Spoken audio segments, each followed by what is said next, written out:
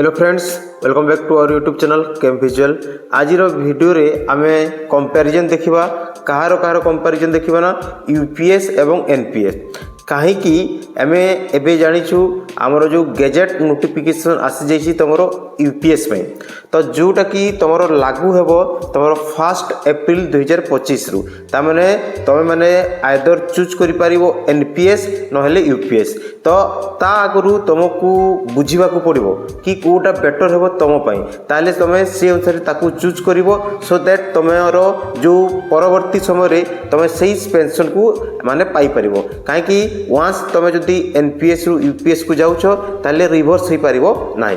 तो एबे टिके आमे जिबा कि तुमरो एनपीएस आउ यूपीएस भितर डिफरेंस कोन, तापर नेक्स्ट देखिबा व्हिच इज बेटर हैला। तो फास्ट के जिबा एनपीएस जोटा बे करेंटली चलीछि। आमे जानिछु एनपीएस जोटा हमरो 2004 परे जो माने भी गवर्नमेंट सर्वेंट अछंती सेमानको पई तुमरो एनपीएस चालू अछि। तो एनपीएस रे कोन हबो तुमरो आमे जानिछु हमरो 10% आमर जी सैलरी थाए सीटा कटि जाए आमर सैलरी अकाउंट रु आउ आमर एनपीएस अकाउंट रे गोटे फंड रे जमा हुए। तापर गवर्नमेंट कौन करे 14% से ऐड करिकी माने दे। तो टोटल आमे जदि जीवा ताले 24% माने आमर एबे एनपीएस अकाउंट रे सेटा जमा हुए। तापर जिते बड़े आमे सेटा को माने रिटायर्ड हवा ताले सेमिति बढ़ी बढ़ी जीवो। तो जिते बड़े आमे रिटायर्ड हवा आमर 60% जीति की टोटल आमर हेइथिबो जमा राशि आमर एनपीएस अकाउंट रे तार 60% आमको एट ए टाइम मिल जिवो। तापर जो 40% रहिला ताकू से कौन करिवो सेटा फंड रे माने डिफरेंट मार्केट रे से पैसा को लगेइबो।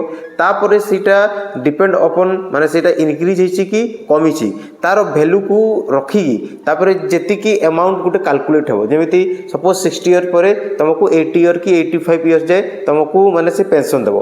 तो से कौन करिवो डिवाइडेड बाय सेति की मंथ करि देबो जेति की अमाउंट आसीबो सेटा को तुमको पेंशन देबो। तो एई जगह रे हमरो असुविधा कोन कि आमे एट ए टाइम बहुत सारा अमाउंट जी की पाइबा कथा ठीक ठाक अमाउंट गोटे मिल जाव। कहीं आम जदि जीवा 10 माने 24% बहुत पैसा। कहीं आम जीवा जदि 100 टंका तुम जदि दरमा से 24 टंका आमर एनपीएस अकाउंट रे जमा होची। तो तार 60% माने पाखापाखि 14 टंका तुम एबे हैला माने पूरा टोटलटा सेतिकी आसुची। तामाने बहुत सारा अमाउंट तुमको लमसम अमाउंट मिल जाव एनपीएस रे। किंतु प्रोब्लेम है तुम पेंशन ये जगह आम 40% को जदि डिवाइड कर बहुत सारा मंथ रे ताले बहुत कम अमाउंट रो पेंशन मिलबो तुमरो एनपीएस रे। तो सेटा को माने नेक्स्ट से माने मॉडिफाई कर दी कि आनी आसिले तुमरो यूपीएस। तो यूपीएस रे से माने कोन करचंती ना पेंशन को माने से माने ठीक ठाक कले किंतु लमसम अमाउंट को से माने कम कर देचंती। तो एबे टिके जिबा यूपीएस को। तो यूपीएस रे कोन हबो ना आमर जी सैलरी आमे पाइबा से 10% तो डिडक्ट हम।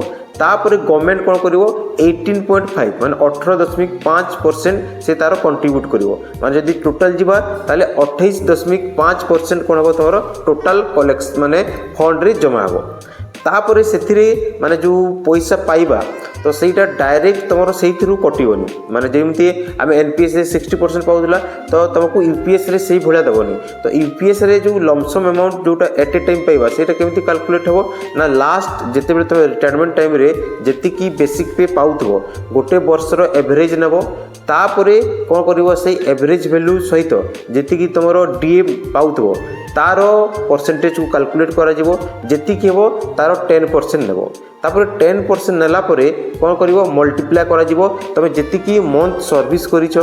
जेमिति सपोज तमे माने 10 वर्ष चाकरी करिछो ताले 10 वर्ष रे पर ईयर दीटा 6 मास आछि माने तुमको माने 10 into 2 माने 20 into तमरो 10% जेउटा पाइथिलो सेदा को मल्टीप्लाई करा जिवो जो वैल्यू आसीबो सेया तमरो लमसम अमाउंट हबो।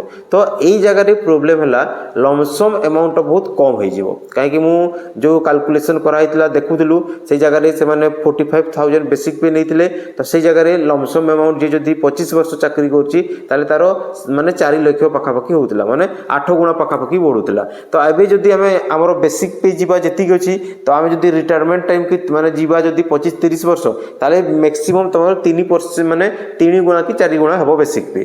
तो तारो 8% जदि गुणा जीवा ताले हमको बहुत कम अमाउंट रो माने लमसम अमाउंट मिलबो जेते बेले आमे रिटायरमेंट करबा। किंतु ए जगह रे आ गोटे जिनस लमसम अमाउंट से कही कि इंडिविजुअल कर्पस आउ बेंचमार्क कर्पस तो जो गोटे माने अमाउंट फिक्स्ड करिछि से अमाउंट जदि तुम बेसी होछि 5 माने 50 लाख की केते होछि तो ताठू जदि बेसी होछि ताले सही पैसा को तुमको रिटर्न दबो तुमरो एक्सी पैसा भी लमसम अमाउंट रे मिसिकी आसीबो तो सेटा गोटे बेनिफिट अछि यूपीएस रे तापरे नेक्स्ट जो आमे पेंशन पाइबा तो पेंशन टा कोन हबो ना हमरो जैसे कि बेसिक पे पाउथबा हमर लास्ट 12 मासर 50% आमे तारो पेंशन हिसाब रे पाइबा माने लास्ट बेसिक पे जति पाउथबा 12 मासर एवरेज नबो डिवाइडेड बाय 2 जति की हो सेटा तमे पाइबो एज ए पेंशन तो एई जगह रे पेंशन तो तमे ठीक ठाक पाइबो किंतु लमसम अमाउंट तमरो कमी जाउछे तो से माने ऑप्शन दैछंती सेति पई कि तमे आदर एनपीएस चूज करिवो ना यूपीएस चूज करिवो